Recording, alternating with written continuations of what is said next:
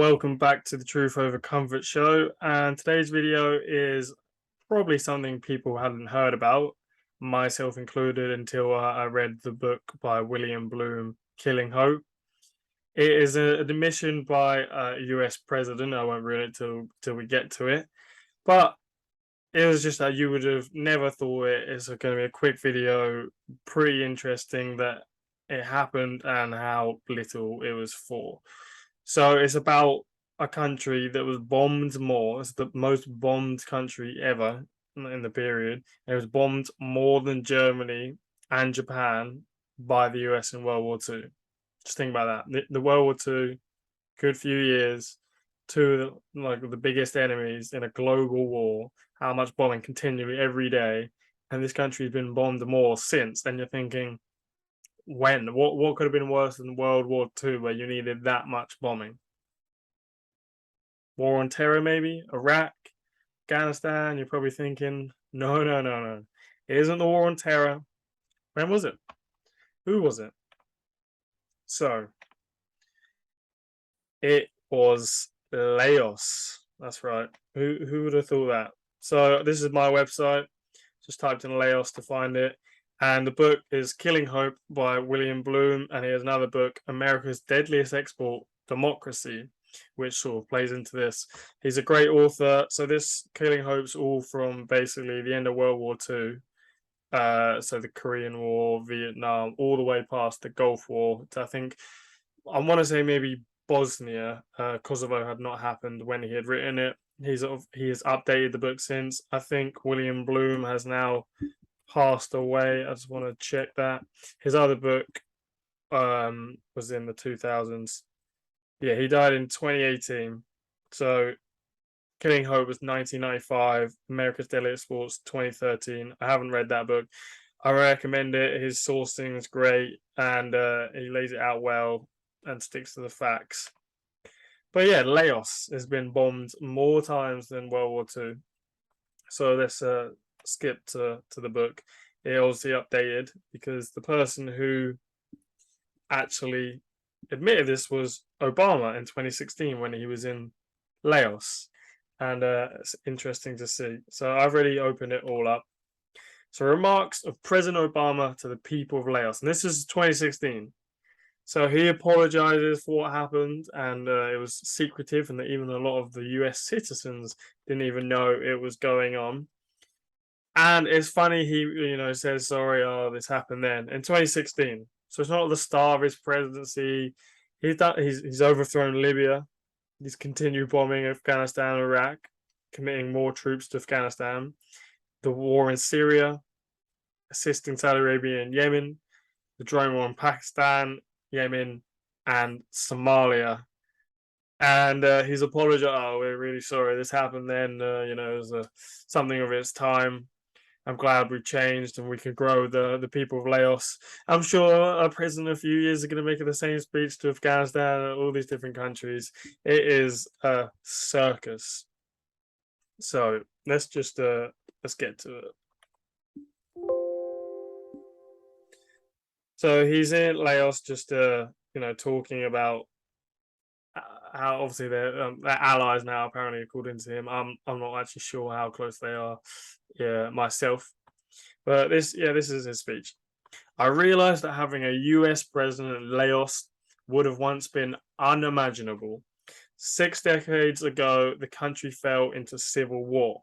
And as the fighting raged next door in Vietnam, your neighbors and foreign powers, including the US, intervened here.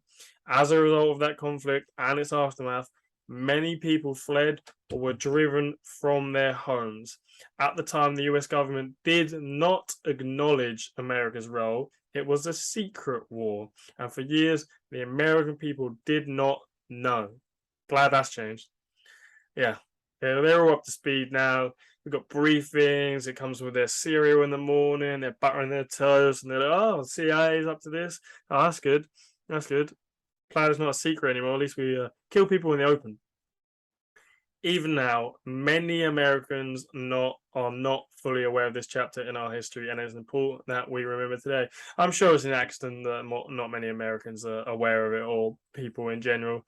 I'm sure they don't want to blow up that fact, and I'm sure it was just the teacher just forgot the curriculum for every year since, and obviously that's not what they're going to get taught. I've heard some people say they learn about the Vietnam War when they're at school, which I find surprising if that is true in its full nature. In the UK, we really are not critical of history. You normally learn about the Nazis and communism, the Bolsheviks and stuff, as I did, and medicine through time. And we did do the British Empire, and of course, they mentioned like slavery and opium. I mean, every school obviously different, but they're not really very critical of the British Empire, and a lot of people still have obviously a good view of it. But anyway, over 9 years from 1964 to 1973, the US dropped more than 2 million tons of bombs here in Laos. Let me repeat that. Dropped more than 2 million tons of bombs here in Laos. How much is in a ton? I don't even know.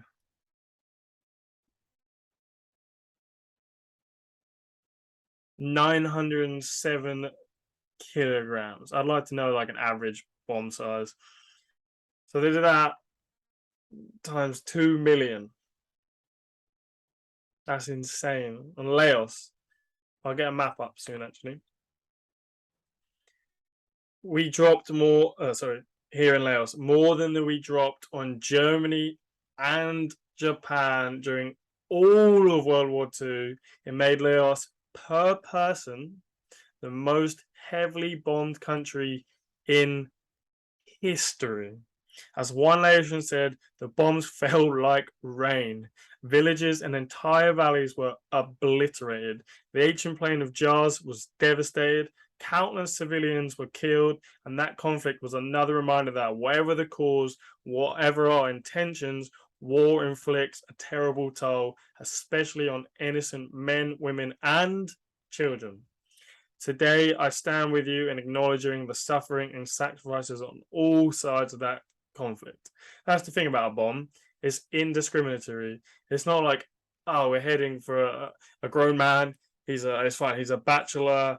It doesn't look like he has his grandparents left. Yeah, we hit him.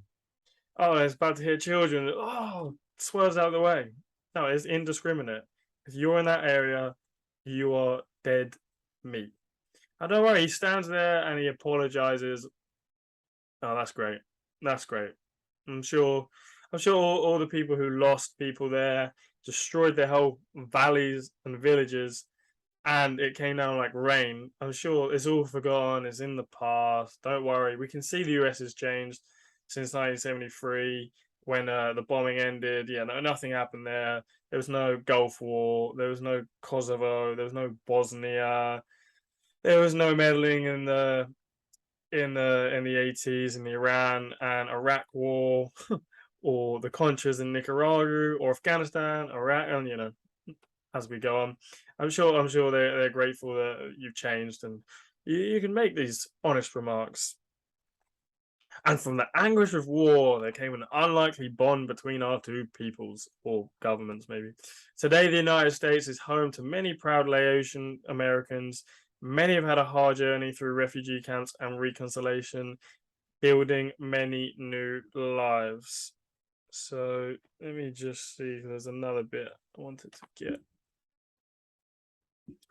I also know that the remnants of war continue to shatter lives here in Laos. Many of the bombs that were dropped were never exploded. Over the years, thousands of Laotians have been killed or injured. Farmers tending their fields, children playing. The wounds, a missing leg or arm, last a lifetime. And that's why, as president of Barack Obama, I've dramatically increased our funding to help remove the unexploded bombs. As a result, Laos is clearing more bombs, fewer Laotians are being hurt or killed, and together we are saving lives. I'd like to think that at least they're doing that. I mean, that's the least they can do for PR, probably for them. I'm sure some people generally don't want them to die because they're not all like crazy sociopaths who like children's arms getting blown off. So Hopefully that's actually true, but obviously it's not justifiable of what they did before. But there's still much more work to do, so I'm proud to announce a historic increase in these efforts. The US would double annual funding to 90 million over the next 3 years to help Laos expand its work. This will help Laos expand its work to remove even more bombs and allow Laotians to farm more land. It's nice. 2016, he made this speech, and why do they bomb Laos? It was covert. The stuff's going. I'm not an expert on this, but just like you don't need to be an expert just for the fact they do. The fight for communism in Vietnam, and they didn't want Laos to go communism in this civil war. There's two factions, obviously the non-communists and the communists, and that's why it rained like bombs, like World War II, because they didn't want the people to go to communism, and that's why it's great. William Bloom's book is called America's Deadly Export, Democracy. Because when America tries to export its democracy, what comes with it? Bombs, occupation, destruction, corruption, warlords and people like that getting money. It's not what they want. And how can you bring democracy through occupy a country for like 20 years and forcing on the people, and the elections are questionable, and they normally put an interim government in themselves? It's just nonsense. So, hey, people, Laos, we bombed you for 13 years from 1964 to 1973. So obviously it's a longer period than World War II. But just think about the warfare in World War II. Just like literally fighting for survival of the world. Whether you think America should have got involved or not, that's a different question. They wasn't, part of the European imperialism race, sorry, to be the big boy of the world and dominate. But the thing about World War II, every day, fighting for life, soldiers on the ground, bombing. You could say because this was purely an aerial war, because it was more covert and it wasn't on the ground as much, there's going to be more bombs. Of course, you can make that argument. But if you look at the importance of stopping Laos, a country that, if it goes communist, how does that affect the national security of American citizens? Does that really matter? If they want to go communist, they want to go communist. If communism is forced on them for a coup or a war, that's different. But if they choose to, the US just didn't want, even if it was the choice of the people, they don't care if they're democratically elected. It's not about that. It's about being part of the West, freedom and democracy through bombs and not democracy. But just the warfare of World War II is just insane. Like, there is genuinely stuff on the line that matters for the whole world. The Nazis were obviously like horrible, and it was just endless every day. There's no break. This was just like a 13-year war. No, 13. Why keep saying 13? Sorry, 6 plus 3, 9-year war. Even as it here, my bad. 9-year war of just an aerial covert campaign, and I just love how it was a secret, and not everyone in the US was even aware of it. And this is what was said. This is the New York Times in 1973, February 23rd. Laotian reports communist drive, and this is again from one of my cheat sheets by William Blue, where I've got all linked. So for when I want to do something like this or check, hey, I'm saying something. Laos was bombed more times than Japan and Germany by America in World War II. They're like, nah, find this. Got the link, goes to here. But anyway, let me get to it. And I'll show you it on the Times machine as well. Yesterday morning, the United States Air Force Command and Control aircraft that directs American airstrikes over Laos left its station. Before flying to Thailand, the pilot of the plane sent a radio message saying, "Goodbye and see you next war." That's a strange thing to say. So you've just been bombing a country for 9 years, and you can, no matter what you think about, as in the pilot, and you think this is just, communism's evil, whatever you believe, sure. But then when you're looking down and you know how much you've been bombing for 9 years and the destruction that causes, because you are fully aware of how effective these bombs are. Villages are destroyed, it's all gone, and then you're like, goodbye, see you next war, like as in some sort of joke. I kind of want to. I'd like to hear the broadcast of that, and maybe if there's any more context around it, which is strange. But this is a time stream. You got to pay for this. I pay it's like £2 a month, but it's good to have when you're reading books like that, especially from the Cold War times, because there's so much stuff in the New York Times that you'd want to see. Where do they say it? Yesterday morning, the United States Air Force Command and Control aircraft that directs American airstrikes over Laos left its station before flying off to Thailand. The pilot plane sent a radio saying goodbye, see you next war. So I get that they think it was just weren't over just because that outcome they weren't done with it. So this is how it looks on the old. This is 1973 New York Times. They have a lot of stuff, lot of archive stuff that is useful for when you're reading these books. And the operation was called Operation Barrel Roll, and it was basically just the air campaign. Yeah, so there's nothing much more to add. I think it speaks for itself. That in 2016, Obama, at the end of his presidency, after all the stuff he knows he's done, this country's done, and they're talking about the regrets from the past and how it was a secret war, and the American people probably weren't even aware of it or know about it. And we're really sorry there's still bombs there that didn't go off. They're going to blow up your children and farmers' land and probably kill you. I mean, they bombed more. I don't know how many people actually died, because this is what it says on Wikipedia. Unknown. 131 aircraft in the US died, according to this page on Wikipedia. It's just unknown. It's great. And it was all going while the Vietnam War. They was also bombing Cambodia and maybe somewhere else. Let's get a map of Asia. I want to see how small Laos is, because I want to say it's tiny. All right.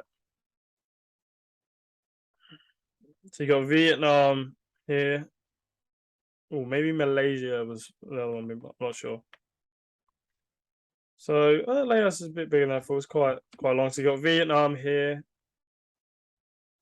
You got Cambodia, Thailand, and Laos, and it's still a pretty small country in the scheme of things when you look at other countries. It's kind of long. It's like a strip for a plane to fly off and bomb. But that's insane. 9 years of bombing that country, all tied into the Vietnam War and trying to take back communism from the people to give them democracy. And democracy is obviously the deadliest export, according to William Bloom. Check out the cheat sheets on my website. Read his book. Honestly, this is a great book. It goes chapter by chapter of every country that was involved, the US, since World War II. South America, the Caribbean, Asia, Africa. They don't miss a continent. Eastern Europe. They don't miss Oceania, Australia. Don't you worry, they got them all. They're keeping it all. Europe, Italy elections, and Greece. But I'll leave it there. Obama, maybe I'll try and find the audio to this and put it in the show notes, because it would be interesting to see. But he's such a great speaker, Obama. I'm sure the Laos people really believe that, even though I don't think they could even believe that he's even a bit sincere, because if he really cared, he saw that as a lesson of the United States, and then they just did, all the stuff they did during his administration. But thanks for tuning into the Truth Over Comfort show. I hope you found that interesting, and if it ever comes on a pub quiz now, you're the most bombed country in history, unless there has been a country since has been bombed more. But he said that in 2016, so the war on terror has really kicked off more than long enough.